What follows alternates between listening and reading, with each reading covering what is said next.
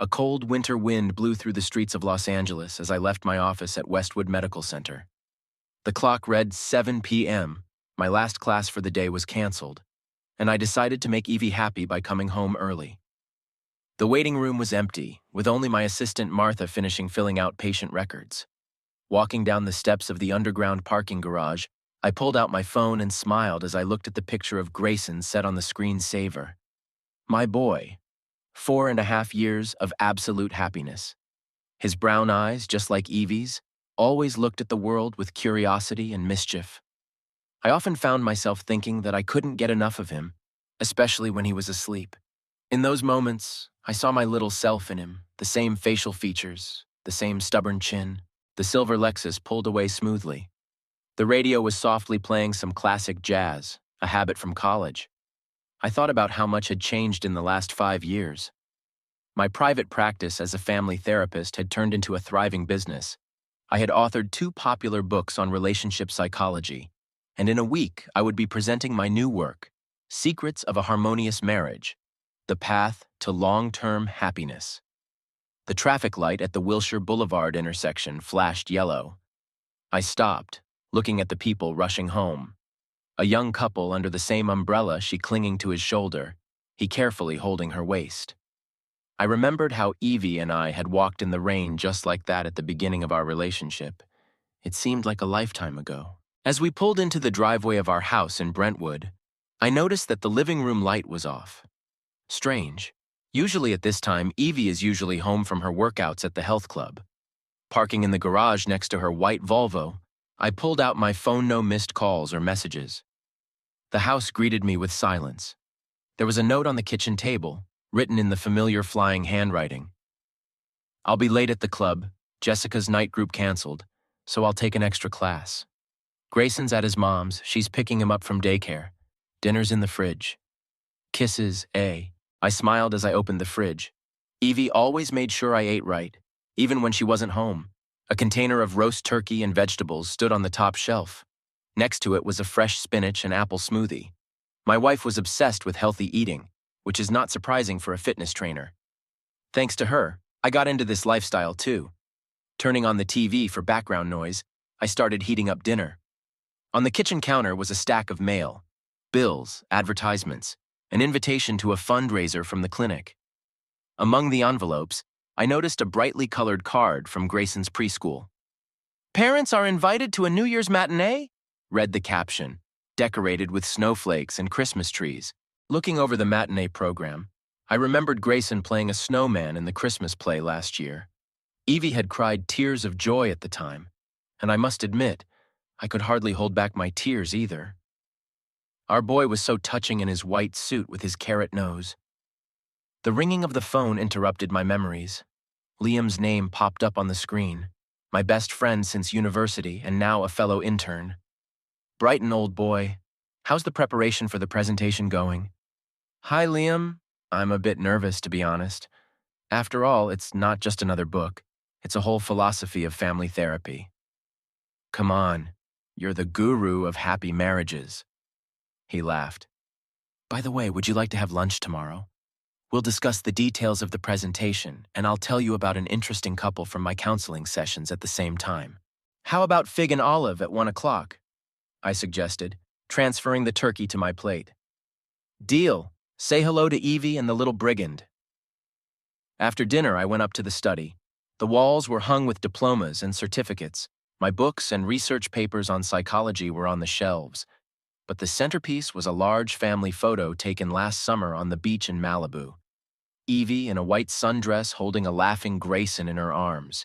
Me hugging them both, and all of us squinting against the bright sun. A perfect shot of the perfect family. Opening my laptop, I immersed myself in working on the presentation.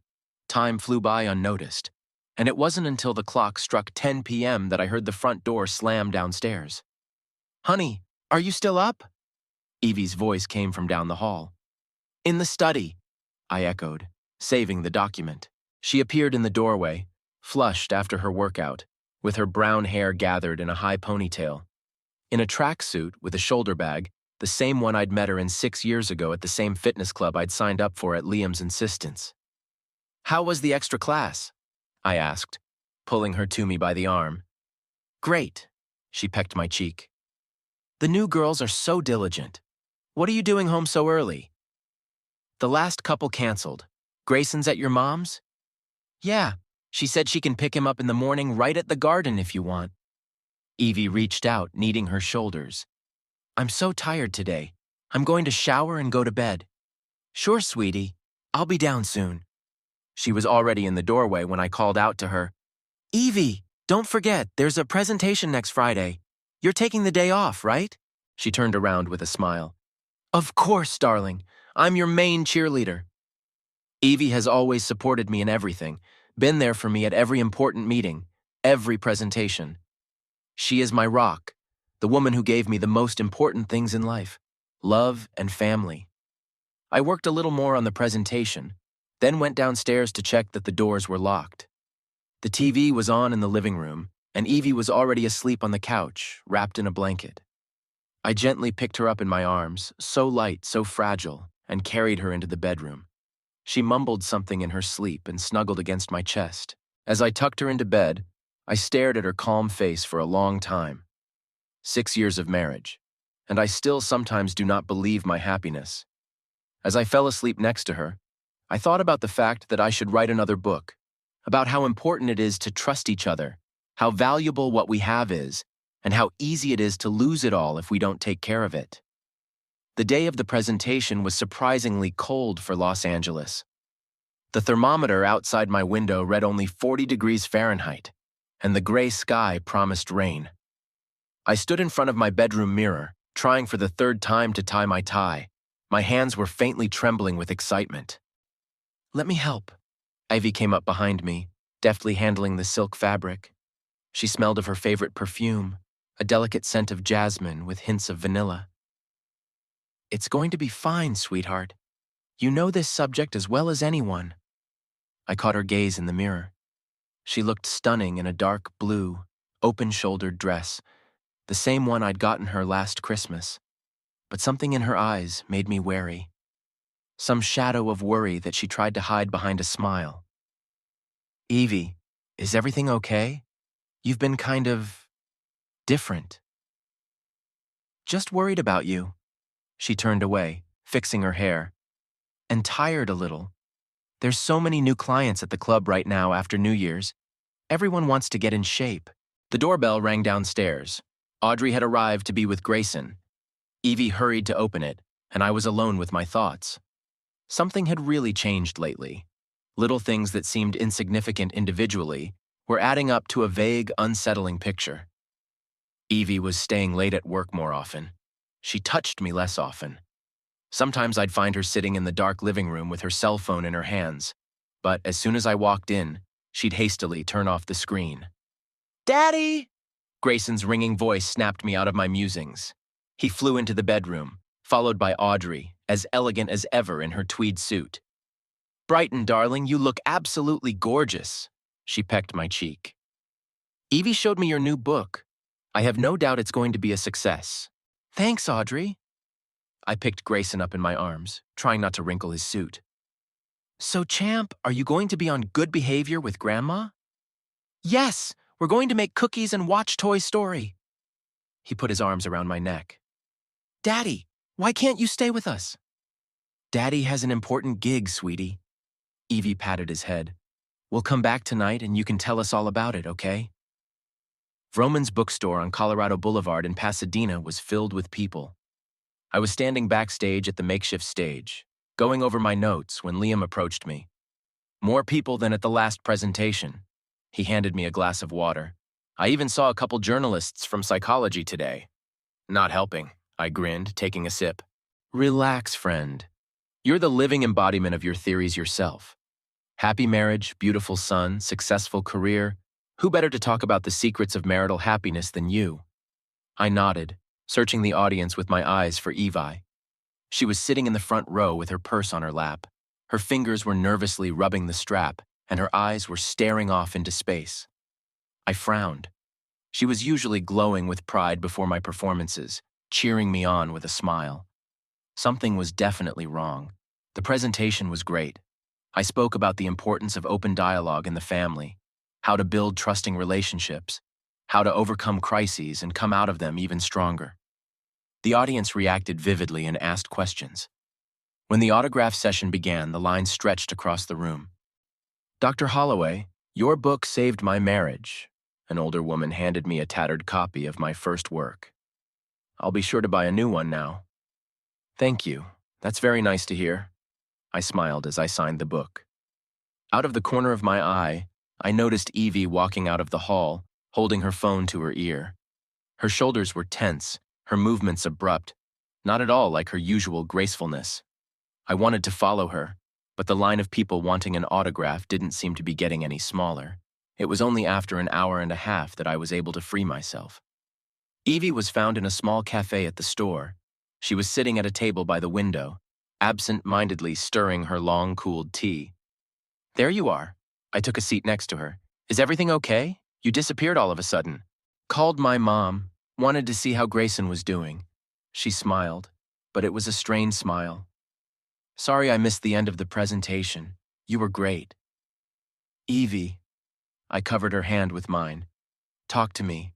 What's going on? You haven't been yourself lately."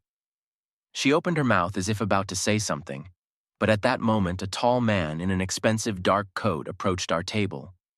Something about his appearance seemed vaguely familiar, maybe the sharp features of his face or the piercing stare of his gray eyes. "Dr. Holloway?" His voice was deep, with a slight hoarseness. "I apologize for the intrusion. My name is Caleb Thorne. A big fan of your work." I stood up, shaking the outstretched hand, and that's when I heard Evie draw in air sharply. She had gone so pale that the freckles on her face looked like ink splatters. "Caleb," her voice was barely audible. I shifted my gaze from her to the stranger and back again. They were looking at each other, and there was something in that look that made me go cold inside. Some shared secret, some knowledge beyond my reach. "Do you two know each other?" My question hung in the air. Evi began, but Caleb interrupted her. "We have mutual acquaintances," he smiled. "Dr. Holloway, I'd like to talk to you. In private, if possible." "Caleb, please." Evie stood up, her hands trembling. "It's okay, honey." I put my arm around her shoulders, feeling her tense. "Mr. Thorne, I'm afraid this isn't a good time. We were just about to leave." "Of course I understand." He pulled a business card from his pocket. "Give me a call when you find the time. It's really important." He turned and walked away, leaving behind a trail of expensive perfume and a heavy, oppressive sense of impending disaster. Evie literally collapsed back into her chair, her face like a mask. "Who is it, Evie?" I sat down across from her, looking at my wife intently. "How do you know him?" "Let's talk at home," she began, hurriedly packing. "Please, Brighton, not here." All the way home we were silent. Evie stared out the window, biting her lip nervously, while I tried to cope with my growing anxiety. This man's appearance was clearly no accident. And Evi's reaction. What was the secret they shared? What was the story her frightened eyes were hiding? My mind was reeling with scraps of phrases from my own book about trust in marriage, the importance of honesty, how one moment can change a whole life. I couldn't sleep. The clock on the bedside table read 3 in the morning, its quiet ticking echoing in my temples. Evie was lying next to me, her back turned to the wall, but I knew she wasn't asleep either. Her breathing was too ragged for a sleeping person. The conversation that had taken place after I'd gotten home was spinning around in my head like a broken record. "He's just an old acquaintance, Brighton. We crossed paths when I was just starting out in the fitness industry. No big deal." But her eyes said something else entirely. I got out of bed quietly, trying not to disturb Evie, and went down to the first floor. The living room was cool. The heating had been left on overnight. Grayson's forgotten toy was on the coffee table, the little blue dinosaur he carried around with him everywhere. I picked it up, absently stroking the plastic surface. Something had subtly changed in our house since Caleb Thorne had arrived. It was as if an invisible crack had ripped through the perfect picture of our lives. I went to the bar and pulled out a bottle of whiskey, an uncommon habit, but tonight it seemed necessary. The screen of Evie's forgotten cell phone flickered in the darkness of the living room. I'd never read her messages.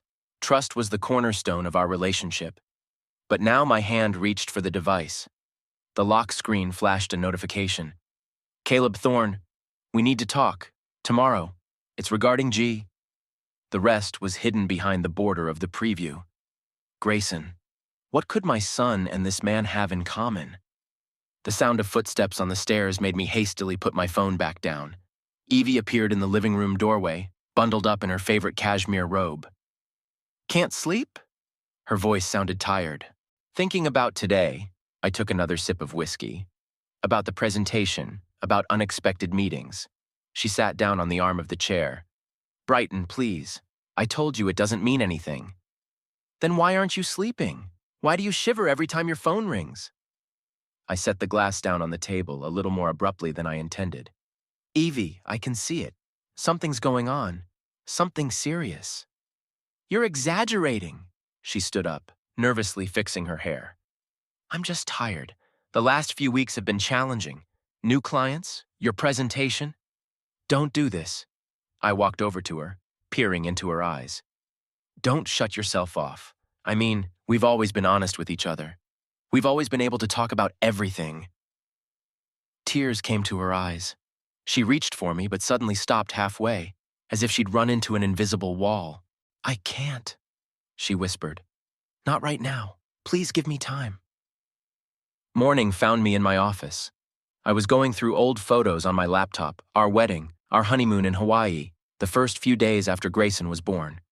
Here's Evie in a hospital room, tired and happy, holding a tiny bundle in her arms. Here's me, ineptly trying to change my first diaper. Moments of absolute, unadulterated happiness. Liam's call snapped me out of my memories. Buddy, how are you feeling after yesterday's triumph? His voice sounded cheerful. Fine. I rubbed the bridge of my nose. Listen, could you take my first couple today? I've got some business to take care of. Sure, no problem. Is everything okay? You seem kind of tense. I'll tell you later. I wasn't ready to share my suspicions even with my best friend. Thanks for helping me out. Evie had already left for work, leaving a note on the kitchen table. Picked Grayson up early from daycare. Going to Mom's, she's been calling for lunch for a while. We'll be back tonight. Love you. For some reason, that love you note seemed especially fake. I pulled out Caleb Thorne's business card. Stylish, minimalist white cardboard, black letters. Caleb Thorne, lead architect, Thorne and Associates. The phone number and address of an office in downtown Los Angeles. My finger hovered over the call button. What am I going to say to this man? What right do I have to demand an explanation? But the image of Evie's frightened face kept me on my toes. Mr. Thorne's office. How may I help you? The woman's voice in the receiver sounded professional and detached. Good afternoon. This is Brighton Holloway. Mr. Thorne left me his card yesterday. Yes, Mr. Holloway. Mr. Thorne is expecting your call. May I make an appointment to see you today at 2 o'clock? They were expecting my call. Of course they were waiting. Yes, that would be convenient. The office was located on the 20th floor of a modern building. The spacious reception area was decorated in an austere style, black leather furniture, white walls, huge windows overlooking the city. On the walls were photographs of impressive architectural projects. Mr. Thorne is expecting you. The receptionist, a young woman in a perfectly fitting suit, led me to the massive dark wood doors. Caleb stood at the window with his hands in the pockets of his expensive pants. Against the panoramic view of Los Angeles, his silhouette seemed cut out of black paper. Dr. Holloway, he turned, and I noted again that elusive resemblance to someone I knew. Thank you for coming. Let's skip the formalities, Mr. Thorne. Why did you want to see me? He walked over to the desk, pulled a folder from a drawer. 5 years ago, I met a woman. Beautiful, intelligent, unhappily married. His voice was steady, but something akin to pain flashed in his eyes. We dated for a few months, and then she went back to her husband, said she wanted to keep the family together. 5 years ago, that difficult period in our relationship with Evie, when we barely spoke, when work consumed all my time. I respected her decision, Caleb continued. Walked out of her life. Then 9 months later, I found out she had a son. He pulled a picture out of the folder and placed it on the table. Grayson on the playground, laughing, hair disheveled. The photo had clearly been taken recently, without our knowledge. Look closely, Dr. Holloway, at his eyes, the shape of his chin, that particular crease above his left eyebrow. As I looked at the photograph, the world around me began to swim. All those features I thought were mine. They belonged to the man standing in front of me. You're lying. My voice sounded muffled, as if from underwater. I can provide proof. He pulled out another envelope. A DNA test. I have a right to know my son. I stood up so abruptly that my chair tipped over. Grayson is my son. I've been there for him since day one of his life. Yeah, you raised my child. Caleb stood up as well. And I'm grateful for that. But it's time I learned the truth. To you. To him. All of us. I stormed out of the office, not remembering how I got to my car. The only thought pounding in my head was, for 5 years, I believed her lies. The phone vibrated, a message from Evie. We're at my mom's. We're going to be late. Don't expect us for dinner. She knew. She always knew. The Blue Room bar on Wilshire Boulevard was nearly empty. Tuesday mid-afternoon. I sat at the far table, twirling a glass of untouched whiskey in my hands, and watched the rain drizzle outside the window. Unusual weather for Los Angeles, as if the sky itself had decided to match my mood. The phone vibrated again. The 5th missed call from Liam. I turned the sound off. Wasn't ready to speak. I wasn't ready to say out loud the words that were rolling around in my head, making them even more real. On the screen of my phone was a picture of Grayson. I stared into the features of his face, trying to figure out how I'd been so blind all these years. Gray eyes, not brown like Evie's, and not blue like mine. Sharp chin, high forehead. The features I'd stubbornly thought were my own were now screaming a resemblance to another person. Dr. Holloway? A woman's voice made me flinch. The young waitress looked concerned. I'm sorry, but we're closing for a break. I glanced at my watch. 5 o'clock. I'd been sitting here for almost 3 hours, missing all my appointments.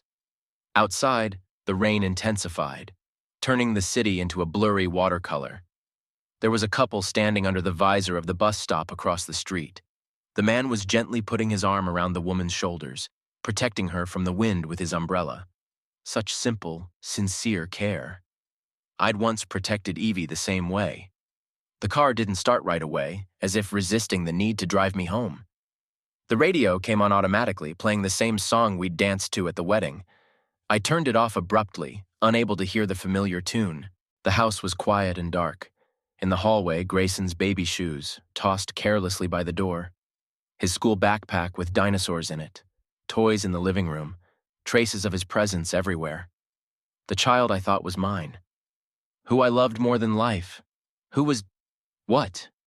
A stranger's son that I raised in ignorance? No, I can't even think about that. On the kitchen table, there's cold coffee in my favorite mug. Evie always made it in the morning, even if she left before me. A little ritual, a sign of caring. How many more lies lurked behind those simple gestures? I pulled out the envelope Caleb gave me. Inside were the results of a DNA test done in secret. Grayson's hair from the comb, Caleb's saliva sample, 99 and 9/10% match. The scientific, unbiased truth that shattered my world. The sound of the front door opening made me flinch. The stomping of little feet. The ringing voice.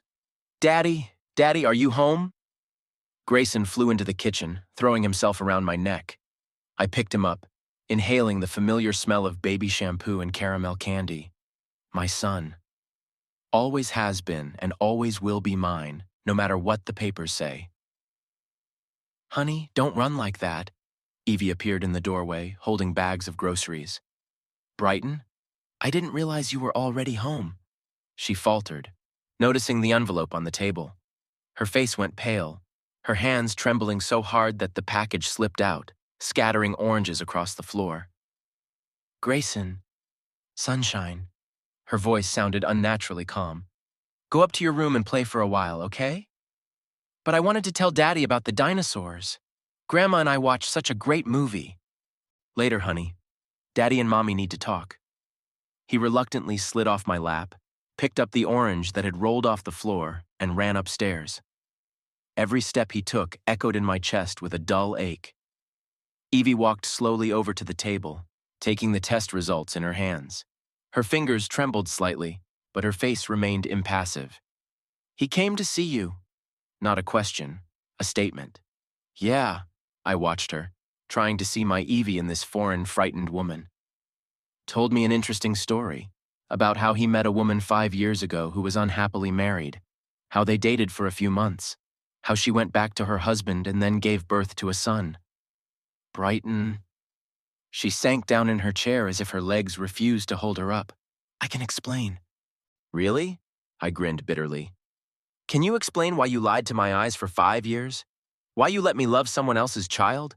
Consider him yours? Why, he's not a stranger," she blurted out, tears glistening in her eyes.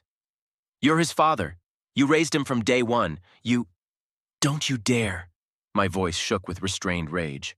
"Don't you dare talk to me about fatherhood when all these years—" I stopped talking when I heard footsteps on the stairs. "Mom?" Grayson stood in the doorway, cradling his blue dinosaur to his chest. "Why is Daddy yelling?" "It's okay, sweetie." Evie hastily wiped her eyes.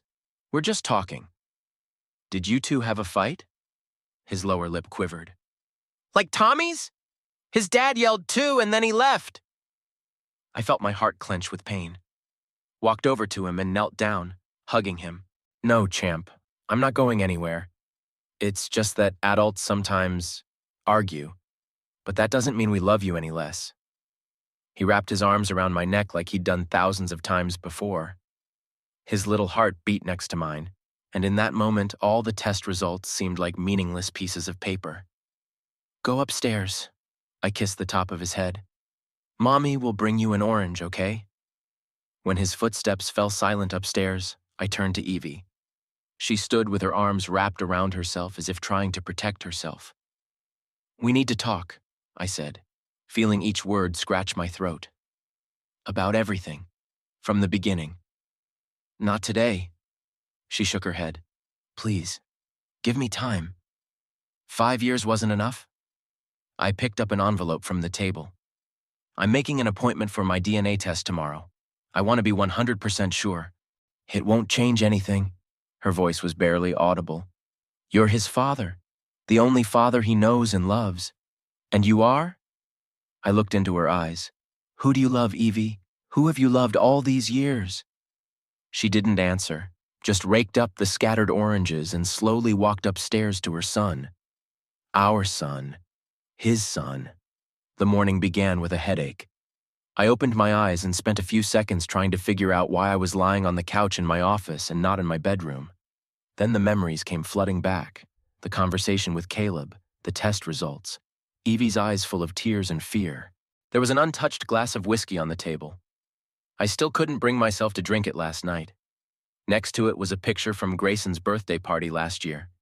Me holding him on my shoulders, both of us laughing, and Evie blowing out the candles on the cake in the background. We looked so happy, so real. The clock read 6 in the morning. There were muffled sounds coming from the kitchen. Evie was always up early, making breakfast, getting Grayson ready for kindergarten. The daily routine that had seemed so cozy before was now bitter. I went downstairs, trying to move silently. I stopped in the kitchen doorway, watching her make pancakes, Grayson's favorite dish. Her movements were mechanical, her face gaunt, shadows under her eyes. She hadn't slept that night, and neither had I. "Good morning," my voice sounded hoarse. She flinched, dropping the spatula. It hit the floor with a loud thud, and the sound seemed to shatter the fragile morning calm. "Sorry, I didn't mean to wake you." She bent down to pick up the spatula, avoiding my gaze. "The coffee's still hot." "I signed up for the test," I said, pouring coffee into a mug. "Today at 11. She froze, not turning toward me. Her shoulders tensed, her back straightened as if preparing for a punch. "It's not necessary." Her voice was barely audible. "The result will be the same. I need to know for sure." "Know what?" She turned sharply. "That you love him less? That the last 5 years have meant nothing? Don't you dare." I set the mug on the table so abruptly that the coffee spilled out. Don't you dare accuse me. You're the one who lied. You betrayed our trust. Dad? Mom? Grayson's sleepy voice silenced us both. He stood in the doorway in his favorite dinosaur pajamas, disheveled from sleep, so small and defenseless. My heart squeezed with love and pain at the same time. Hey, champ. I forced myself to smile. Mom made your favorite pancakes. With blueberry syrup? His face brightened. Of course, sweetie. Evie hastily wiped her eyes and went back to the stove. Go wash up and we'll have breakfast. Breakfast passed in tense silence.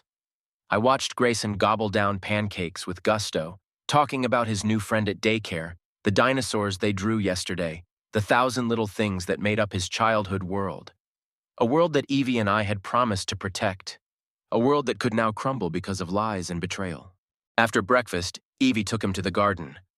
I was left alone in a house that suddenly felt foreign and cold. Every picture on the walls, every toy on the floor, every little thing screamed of a life built on lies. The office was stuffy. I opened the window, letting in fresh air and the noise of the city. On the desk was a stack of folders. The stories of my patients, couples seeking help to save their relationships. It was ironic. I was teaching others trust and honesty while my own family was falling apart. The phone rang. Liam. Where have you been missing? His voice sounded concerned. I called about 10 times yesterday. Sorry, been busy. I rubbed the bridge of my nose, feeling the headache coming back. What's wrong, Brighton? You canceled all your consultations. You're not answering your phone. The voice treacherously shook. I need to talk to you, but not on the phone. I'll be there in 20 minutes. Liam arrived even faster. He listened to my story in silence, only the jaundices walking on his cheekbones. When I finished, he stared out the window for a long moment, as if gathering his thoughts. Are you sure? He finally asked. That test, it could have been a fake. That's why I'm taking mine today. I showed him the address of the lab. You want the truth? I'm afraid of the result. I'm afraid it will confirm everything. And if it confirms it? Liam looked me in the eye. Then what? Before I could answer, my phone vibrated. A message from an unfamiliar number. This is Caleb Thorne. I hope you don't mind that I got your number from mutual friends. We need to talk about Grayson, about his future. Rage came on suddenly. I threw the phone across the room. It hit the wall and fell to the carpet.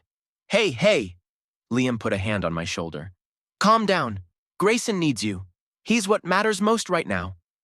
I love him. My voice trailed off. God, I love him so much. From the first second I saw him. How can he be not mine? He's yours, Liam said firmly. Blood isn't the point. You raised him. You loved him. You were there for him every day. That's what makes you a father. The lab was sterilely clean and smelled of antiseptic. A young nurse took a saliva sample, recorded the data, promised results in 3 days.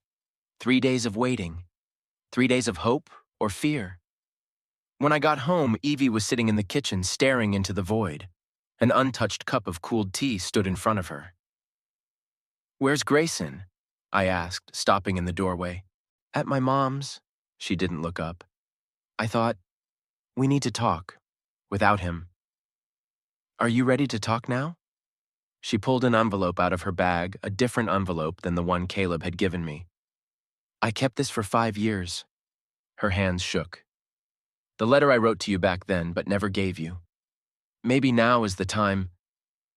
I stared at the envelope with her neat handwriting. Inside, an explanation. Excuses. More lies. I can't. I shook my head. Not now. Brighton, please. I'm going after Grayson. I turned toward the door. He spent enough time without his father. The last word stuck a lump in my throat. Who am I to him? Who has the right to be called his father? The man who gave the genes or the one who loved him every day of his life? On the way to Audrey's house, I stopped at the park where we often walked with Grayson. The swings creaked lightly in the wind. This is where I taught him to ride his bike. Here I kissed his broken knees. Here I listened to his endless stories of dinosaurs and superheroes. The phone vibrated again, another message from Caleb. I have a right to be a part of his life. We could agree like civilized people. Civilized people.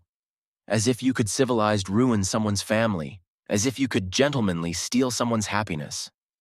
3 days of waiting for the test results turned into an endless torture. I mechanically performed the usual actions, getting up, taking a shower, drinking coffee, answering work calls. But it all seemed unreal, as if I were watching someone else's life from the outside. Evie moved into the guest bedroom.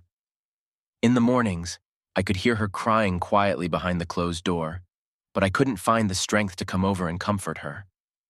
A wall of reticence and pain had grown between us, so thick that even the simplest words could not penetrate it. That morning, I sat in my office, staring meaninglessly at the screen of my laptop. A folder of family photos was open on the desktop, and I'd spent hours looking at them, trying to find a resemblance to myself in Grayson's features. How could I have been so blind? The doorbell rang, making me wince. Audrey stood on the threshold, holding Grayson's hand. Her usually flawless hair was disheveled, her eyes red from lack of sleep. "Brighton, we need to talk," she said without preamble. "Grayson, honey, go up to your room. Grandma will be up to see you soon." I watched my son. God, it hurts to even mentally say that word now. Walk up the stairs, clutching tightly to his chest the new robot his grandmother had obviously bought him. Another attempt to make it up to someone else with gifts? "Did you know?" I asked as soon as his footsteps subsided upstairs. "All this time?" Audrey slumped in her chair as if her legs refused to hold her up. "I found out a year after he was born." She spoke quietly but firmly. "Evie." She broke down then, sobbed in my kitchen, confessed everything. I wanted her to tell you the truth. "But you didn't insist," I grinned bitterly. "Let that lie go on for 5 years." "I saw how much you loved him." Audrey raised reddened eyes to me. "How much he loves you. You're the only father he knows." "And now there's another one." I walked over to the window, looking out at the swing set in the backyard that I'd installed myself last summer. "The real one." "Real?" Steel cut through her voice. "You change his diapers? Do you sit with him when he has a fever? Do you teach him how to ride a bike? Do you—" "Enough!" I turned around abruptly. "You don't need to remind me of everything I stand to lose." My phone vibrated in my pocket. A message from the lab. "The results are ready. You can pick them up in person or have them emailed to you." Audrey followed the way my hands shook as I opened the mail. "Whatever this test shows," she said softly, "you're his father. Maybe not by blood, but by love. And that's far more important." With a 99.9% probability of ruling out biological paternity, I sank into the chair, feeling the ground go from under my feet. Somewhere upstairs, Grayson's laughter was echoing. He must have been playing with his new robot, unaware that his parents' world was crumbling downstairs. "Brighton?" Audrey put a hand on my shoulder. "What is it?" "It's all true." My voice sounded muffled, as if from underwater. He didn't. Footsteps came from the stairs. Evie had come back from the store. She froze in the doorway of the study when she saw us, glancing from me to my mother to the phone in my hands. Her face went pale. "Results?" she asked in a whisper. I nodded silently. What was there to say? What words to explain that the last 5 years of my life had been built on lies? "I'll explain everything." She stepped forward. "Let me tell you how it happened. Why did you betray me?" I looked up at her. "Why did you let me love him, knowing that one day the truth would come out?" "Because you loved him at first sight," she almost shouted. "You held him in the maternity ward, and your eyes shone with such happiness. I couldn't take that away from both of you. But now he can." I tossed the phone on the table. "Caleb, the biological father, the man who has a legal right to be a part of his life." Evie collapsed onto the couch, covering her face with her hands. Her shoulders shook with sobs. "He'll never replace you," she whispered. "Grayson loves you. Only you." "Daddy?" A quiet voice from the doorway made us all flinch. Grayson stood there, cradling his robot to his chest. "Why is Mommy crying? Why are you screaming?" I looked into his gray eyes, Caleb's eyes, and felt my heart tear apart. "Come here, champ." I held out my arms, and he rushed to me, climbing into my lap. "It's okay. It's just that adults argue sometimes." "How's Jake's?" He looked at me seriously. "His dad yelled too, and then he went to live in another house." "No." I hugged him tightly, burying my face in his soft hair. "I'm not going anywhere. I promise." But how could I promise? How could I guarantee anything when my own life was crumbling into shards? That evening, after putting Grayson to bed, I went down to the kitchen. Evie was sitting at the table, going through old photographs. One of them was of Grayson's first birthday. I'm holding him in my arms, helping to blow out the candle on the cake. We're both covered in cream and laughing happily. "Remember this day?" She runs her finger over the picture. "You were so excited picking out his first bike, even though he'd barely learned to walk." "Stop it." I turned away to the window. Rain drizzled outside the glass, blurring the lights of the city. "You don't need to remind me of happy times. Not now." "When then?" She stood up, stepping closer. "When can we talk about this? About us? About Grayson? About your cheating?" I turned sharply toward her. "About how you slept with another man and then let me raise his child." "I loved you," she practically shouted in a whisper, afraid to wake her son. "God, Brighton, I still love you. It was a mistake, a moment of weakness." "A 5-year lie isn't a moment of weakness." I rubbed my eyes tiredly. "It's a choice. You chose it every day, every time you looked into my eyes." My phone vibrated in my pocket. Another text from Caleb. "I want to meet my son, amicably, or through the courts. The choice is yours." I showed the message to Evie. She turned even paler, even though it seemed impossible. "He wouldn't dare," she whispered. "Can't take him away from us." "From us?" I grinned bitterly. "There is no us anymore, Evie. You ruined it with your lies." Saturday morning turned out to be a cold one. I sat in my car in front of the daycare center, watching parents bring their children to the matinee. Today was the opening night of the play where Grayson played the lead role, Rex the dinosaur. He'd been talking about it for the past 2 weeks, practicing his lines in front of the mirror, proudly trying on the costume. Evie was supposed to bring it herself, our new arrangement to share the duties. We hardly spoke at all at home, communicating only on matters concerning Grayson. Every night I heard her crying in her room, but the pain and resentment were too strong to find the strength to forgive. Her white Volvo parked a few spaces away from me. I watched her help Grayson out of the back seat, adjusting his suit, kissing the top of his head. My son. No, our son. No, his son. I still didn't know the right way to think about it. "Dad!" Grayson spotted me and rushed towards me, his dinosaur tail bouncing funny with every step. "You made it!" "Of course, champ." I picked him up in my arms, smelling the familiar scent of baby shampoo and caramel candy. "How could I miss your debut?" "I learned all the words." He stuck out his chest proudly. "And I learned how to growl just like a real T-Rex." "Grayson, it's time for rehearsal." Evie's voice trembled as she stepped closer. "Mrs. Parker is already waiting for everyone in the auditorium." He hugged my neck tightly, whispered, "I love you, Daddy," and ran inside the building. Those simple words, spoken in a childlike voice, hurt almost physically. "Brighton," Evie began, but she stopped, looking somewhere behind me. Her face went pale. I turned around and saw Caleb getting out of a black Mercedes. He was impeccably dressed in an expensive suit, holding a large box tied with a bright red ribbon. "What the hell is he doing here?" My voice barely contained my rage. "I don't know," Evie whispered. "I swear I didn't tell him about the matinee." Caleb approached us, exuding the confidence and calm of a man used to getting what he wanted. "Good morning," he nodded slightly. "I hope you don't mind my presence. I thought my son's first performance was an important event in any parent's life." "He's not your son." I stepped forward, feeling the blood pounding in my temples. "You have no right to be here." "Technically, He smiled slightly. I do. And my lawyers will attest to that. But I'd prefer to settle this peacefully. Peacefully. I grinned bitterly. You destroy my family and you talk about peace? Your family was destroyed by lies.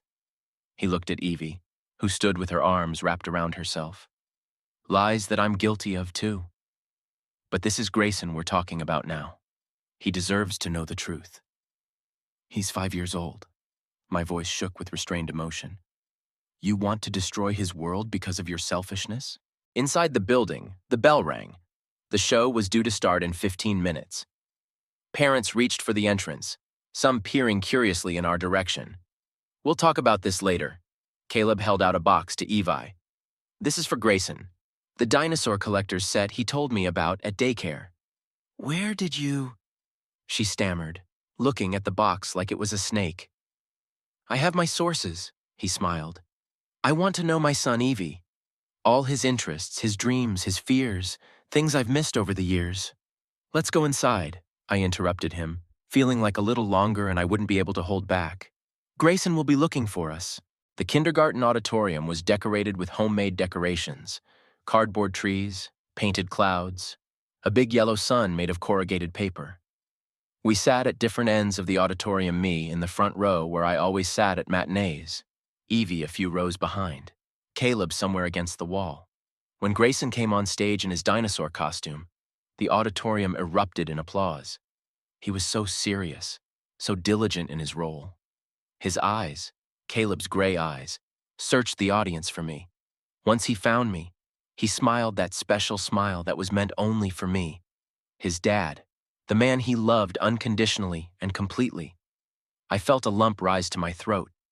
For 5 years, I had been the center of his world. 5 years kissing his broken knees, reading bedtime stories, teaching him how to ride a bike. And now some stranger with the right genes wants to take that away from both of us. After the show, Grayson ran to me, waving the paper wings of his costume. Daddy, did you see me roar? Just like a real one. You were the best dinosaur ever. I hugged him, breathing in the smell of makeup and baby sweat. The scariest and the kindest at the same time. And what's this? He noticed the large box Evie was holding. Mom, is this for me? I saw Caleb pitch forward, greedily absorbing his son's every reaction. His son, our son. God, it hurt to think about it. It's from a friend. Evi threw me an apologetic look.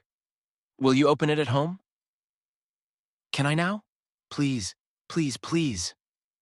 He unwrapped the box right on the assembly hall floor and his eyes widened with delight. Daddy, look.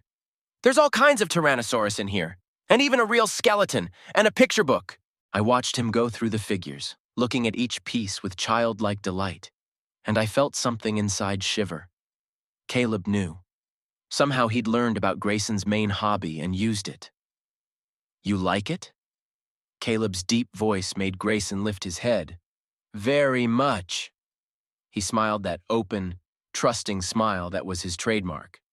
Thanks. And who are you? A friend of your mom's. Caleb squatted down next to him. My name is Caleb. I really like dinosaurs too. I could see him greedily scrutinizing Grayson's facial features, looking for and finding similarities to himself. Saw Evie turn pale, looking at the scene. Saw the curious looks of the other parents. We should go. I took Grayson's hand. Grandma's expecting us for lunch, remember? Can I take the dinosaurs with me? He clutched the box to his chest, unwilling to part with the gift. I looked at Caleb, who was still standing next to me, looking as if he had the right to do so. At Evi, who looked like she was about to faint. Of course, champ. I forced myself to smile. Just be careful with them, okay? On the way to the car, I heard Caleb say something to Evi in a quiet, insistent voice. Saw her shake her head. Felt the world we'd worked so hard to build all these years crumble. I woke to the sound of children's laughter coming from the garden. I lay staring at the bedroom ceiling for a few seconds, trying to gather the shards of sleep. The last 2 weeks since the matinee had become a blur, filled with anxiety and pain. The sound repeated, and I walked over to the window. Grayson was playing in the yard with his new dinosaurs, arranging them in some sort of battle order he alone understood. Caleb was squatting next to him, enthusiastically explaining something and helping to arrange the figures. His stomach twisted at the sight. After the matinee, Caleb started showing up more and more often. At first, he accidentally met Grayson at the kindergarten. Then he started bringing new toys, books about dinosaurs, and offered to take him to the Natural History Museum. I went down to the kitchen where Evie was making breakfast. She looked gaunt, dark circles under her eyes. She hadn't slept much the last few days. I could hear her pacing around the house at night. "Why is he here?" My voice sounded hoarse. "He brought an album of photos of the dig in Montana." She didn't turn to me. "Grayson was telling him about his paleontology essay yesterday." "You're letting him manipulate the situation." I poured coffee, but my hands were shaking so badly that some of it spilled onto the countertop. "He's buying Grayson's love with gifts. What can we do?" She finally turned, and I saw tears in her eyes. "He has rights. His lawyers." "Screw the lawyers." I set the cup down with force. "This is about our son." "Dad?" Grayson's voice silenced us both. He was standing in the kitchen doorway, holding a huge book about dinosaurs. "Can Uncle Caleb come with us to the museum? He knows all the real scientists there." I looked at his enthusiastic face, at the new book in his hands, at Caleb, who stood behind him with the same confident smile. What could I say? How do I explain to a 5-year-old that this uncle is actually his biological father who wants to take my place? "No can do today, champ." I forced myself to speak calmly. "We have plans, remember? We were going to the amusement park." "But the museum is more interesting." Grayson pouted his lips. "Uncle Caleb promised to show us real dinosaur bones." "Some other time." I squatted down in front of him. "I mean, we agreed on the park a week ago."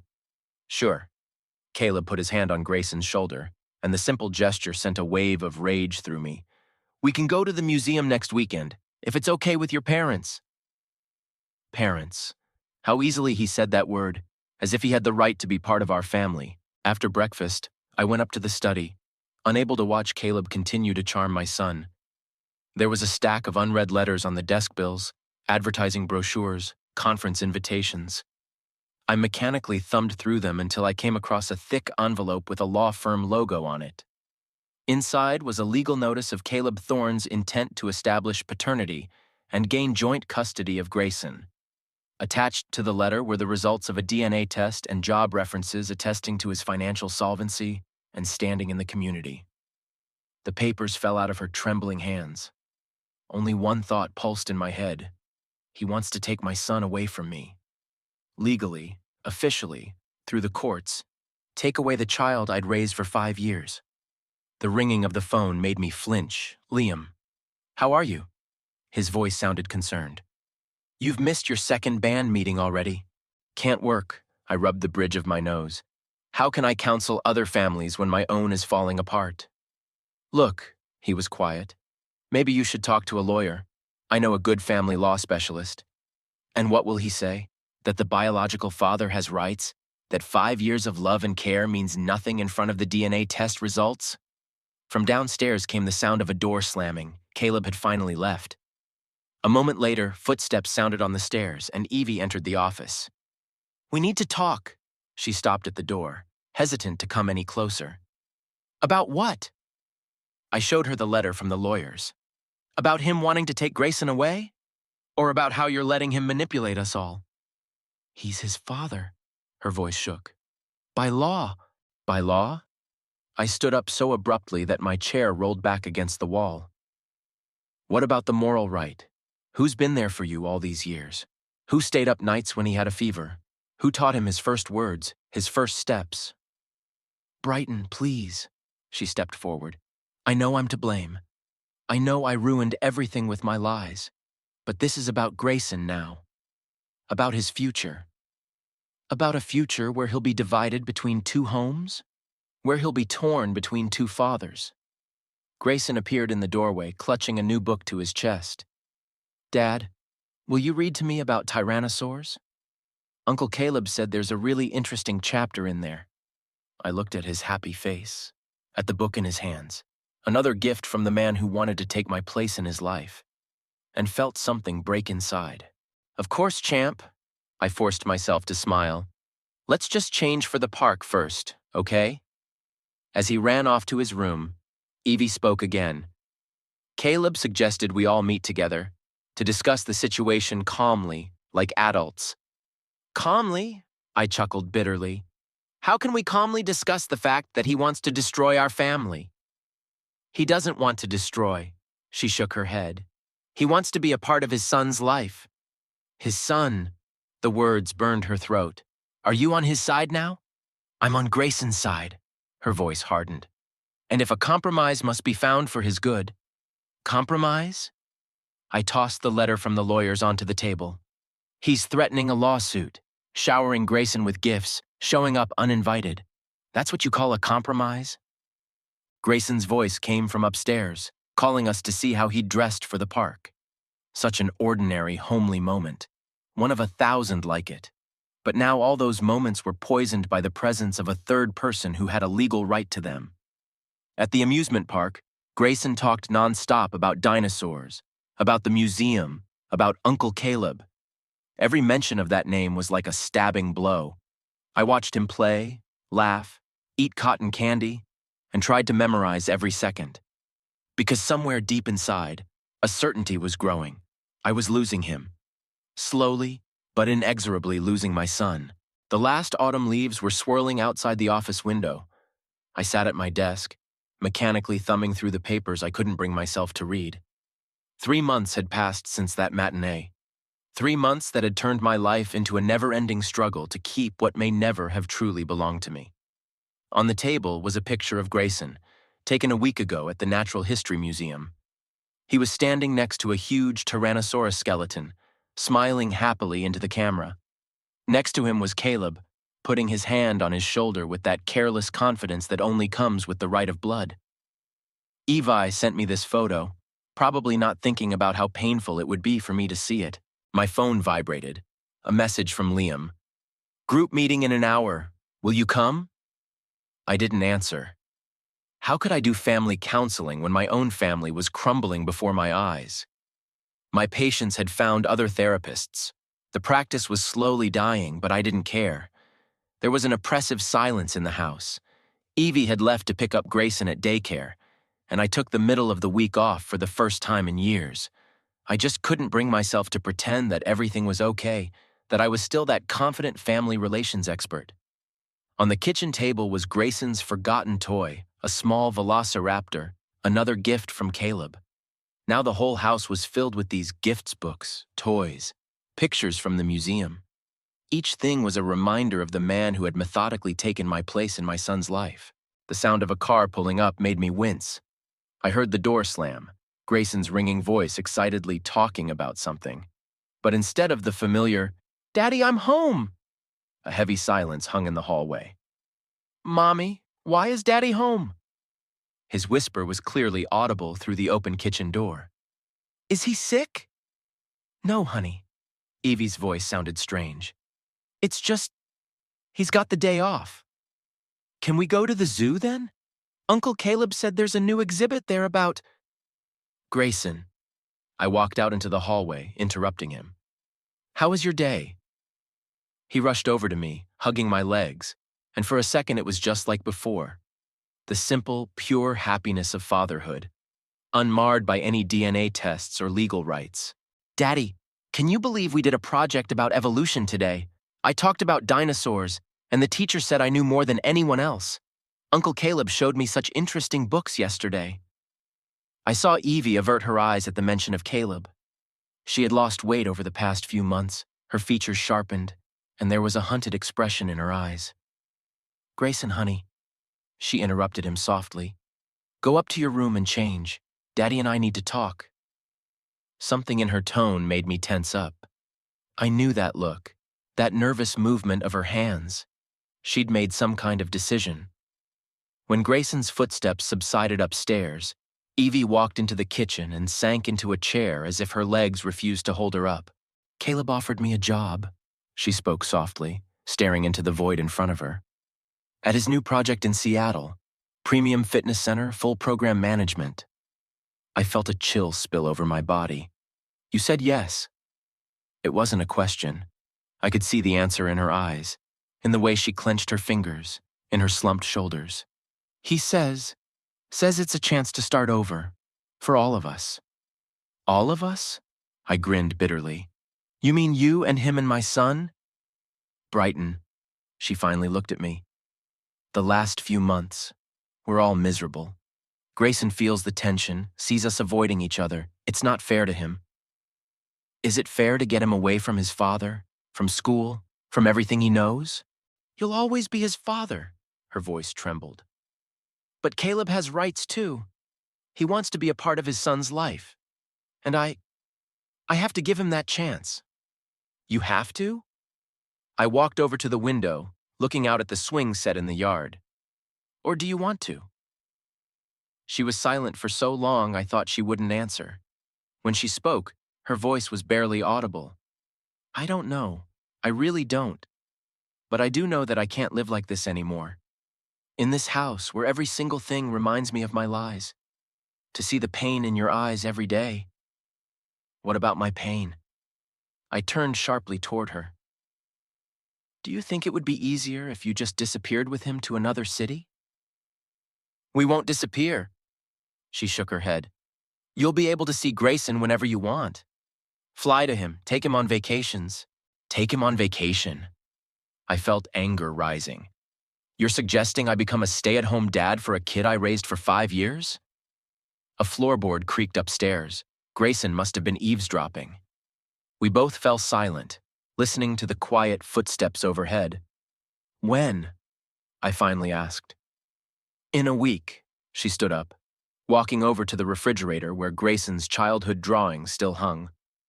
Caleb's already found a house, a good school nearby, a park. A week, I repeated the word, trying to realize its meaning. You're giving me a week to say goodbye to my son? Brighton. She took a step toward me, but I backed away. Please understand. Understand what? That not only did you lie to me 5 years ago, but now you're also taking my son away from me. That you're choosing him, a man who came out of nowhere with claims of paternity. I'm not choosing him, she shook her head.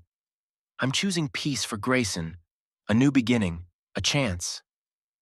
Dad? Grayson's voice silenced us both. He stood in the kitchen doorway, clutching his favorite stuffed dinosaur to his chest. The same one, the first one I'd given him for his 3rd birthday. Are you crying? I didn't notice when tears started rolling down my cheeks. Quickly wiping them away, I knelt down, opening my arms. Come here, champ. He rushed to me, wrapped his arms around my neck, so warm, so alive, so real. My son, no matter what the tests said. I love you, Daddy, he whispered into my neck. I love you too, baby. My voice shook. More than anything. Evi stood at the window, tears rolling silently down her cheeks. Outside the window, rain was starting to drizzle down. The gray Los Angeles sky seemed to be crying with us. A week. I had a week to say goodbye to the life I thought I had, to the son I loved more than life, to dreams of a future that would now never come to pass. Grayson pulled away, looking into my eyes. Are we really going to Seattle? Uncle Caleb said there's a huge science museum there. I looked at Evie. She was turned away from the window, her shoulders shaking. I looked at my son. His eyes, Caleb's gray eyes, were glowing with excitement for the adventure ahead. He didn't yet realize what we were losing. What I was losing. Yeah, champ. I forced myself to smile. You're going on a new journey. Outside the window, the rain intensified, blurring the familiar outlines of our yard, our lives, our past. The future spread out ahead in a misty path where I was transforming from father to Sunday visitor, from the main man in my son's life to one of two, from the one who was everything to the one who would only be sometimes.